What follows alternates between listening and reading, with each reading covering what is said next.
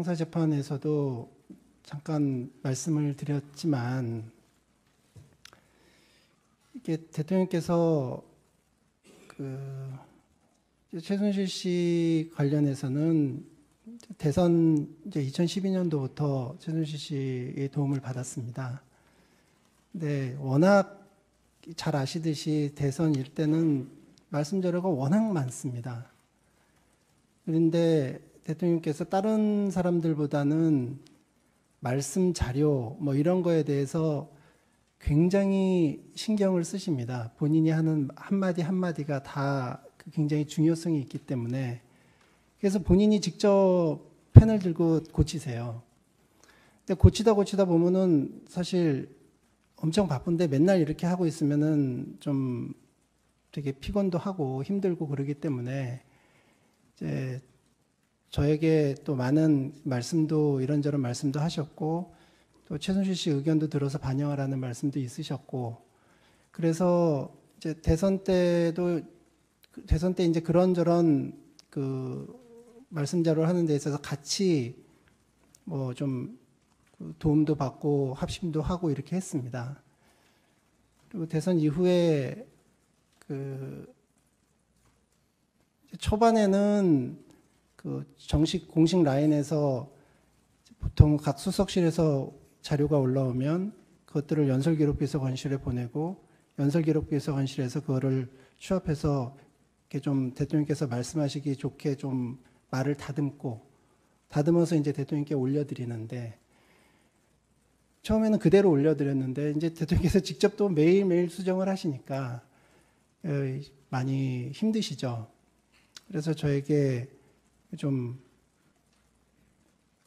오랫동안 제가 이렇게 좀 대통령 메시지 이런 것들에 대해서 담당을 했기 때문에 저보고 좀 챙기라고 말씀을 주셨고 그리고 이제 최순실 씨 그 과정에서 이제 최순실 씨 의견도 한번 들어서 반영할 거 있으면 반영하라는 말씀이 있으셨고 그래서 그 이후에는 뭐 대통령께서 이렇게 건건이 뭘 보내라 뭘 보내라 이번에 이제 47건 그것도 대통령께서 이걸 보내라 저걸 보내라라고 말씀하시진 않으셨습니다. 이제 그래서 제가 큰 틀에서 대통령 뜻에 따라라고 얘기를 한 거는 그럼 한번 좀 자료 이런 걸 보내서 의견도 한번 좀 들어봐라. 그래서 반영할 분 있으면 반영해라는 말씀이 있으셨기 때문에 그래서 뭐를 보내고 뭐 이렇게 할 거는 이제 제가 봐서 이제 이건 보내서 좀 그렇게 의견을 좀 구하는 게 좋겠다라고 생각되는 거는 보내고 그렇게 이제 보낸 다음에는 이제 보냈다고 뭐 문자를 보내고 근데 이제 최순실 씨가 본인도 이제 자기 생활이 있기 때문에 바빠서 이제 못 보는 경우도 많이 있고 또 뭐 굉장히 늦게 보는 경우도 있고 그래서 보고도 이제 뭐 보고 그냥 간단하게 전화로 그냥 자기 의견을 이렇게 간단하게 이렇게 얘기하는 경우도 있고 조금 뭐 수정해서 이렇게 보내오는 경우는 제가 봐서 좀 여러 가지로 좀 이렇게 좀 쉽게 잘 고쳤다 이렇게 생각되는 부분은 이제 반영을 하고 또 조금 이건 좀 아니다 싶은 거는 그냥 킬하고 그렇게 해서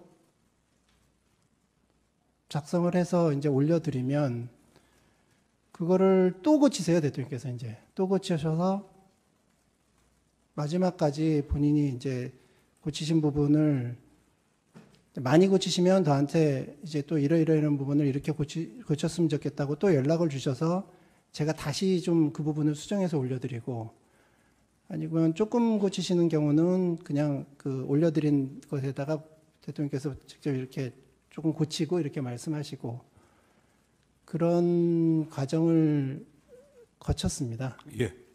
뭐 뒤에 자세히 묻겠습니다. 16항입니다.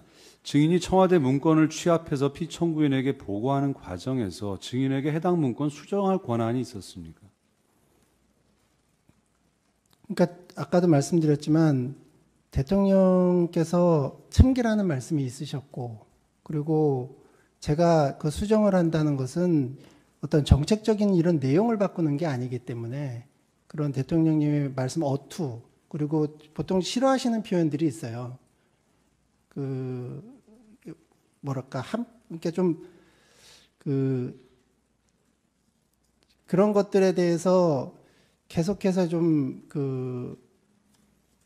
뭐랄까, 해당 수석실이나 이런 데서 올라올 때는 계속 이렇게 반복되는 경우들이 있는데, 그런 싫어하시는 표현들, 그 다음에 좀 좋아하시는 그런 표현들, 이런 쪽으로 바꾸는 거기 때문에 그런 거는 전혀 문제 없다고 생각합니다. 단순한 표현 수정의 영역에서는 대통령 피청구인으로부터 권한을 위임받아서 증인이 일부 고칠 수도 있었다라는 말씀이신 것 같아요. 예. 그러면 그 연설문 등 말씀 자료에는 표현의 문제만이 아니라 정책 관련된 부분도 있지 않습니까? 예. 그런 부분에 대해서는 증인에게 수정할 권한이 없었죠.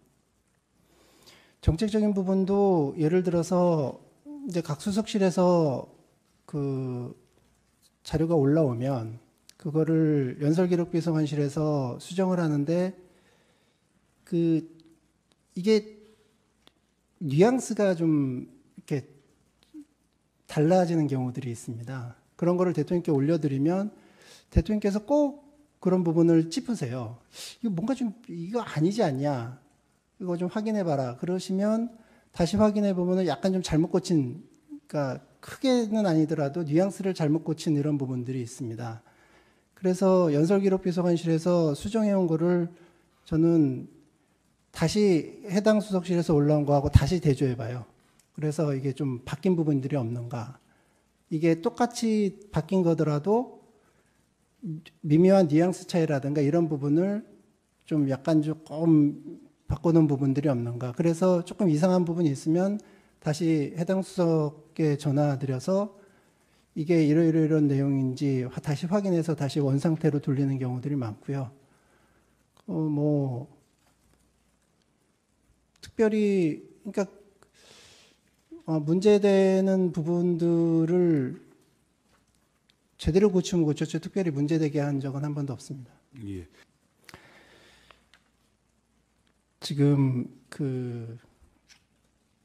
질문하시는 분께서도 아마 잘 이해하시리라고 생각합니다. 어떤 정권이든 그리고 어떤 대통령이든 어떤 지도자든 본인이 조금 편하게 자문을 구하고 의견을 물어볼 수 있는 사람들은 늘 존재해 왔고 앞으로도 그거는 마찬가지일 겁니다. 그러니까 그걸 왜 공식 라인에서 안 하고 최순실한테 이렇게 했느냐?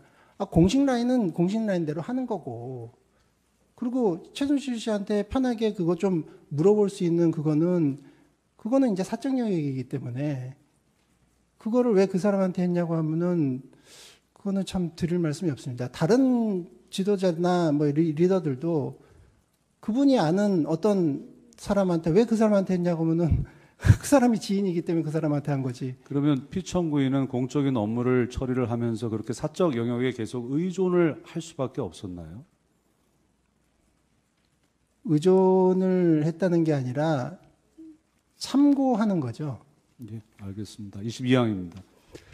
증인은 최순실 씨에게 필요하다고 증인이 판단하는 경우에도 청와대 문건을 최순실 씨에게 보내줬다 이렇게 진술을 하셨어요. 검찰에서요. 예.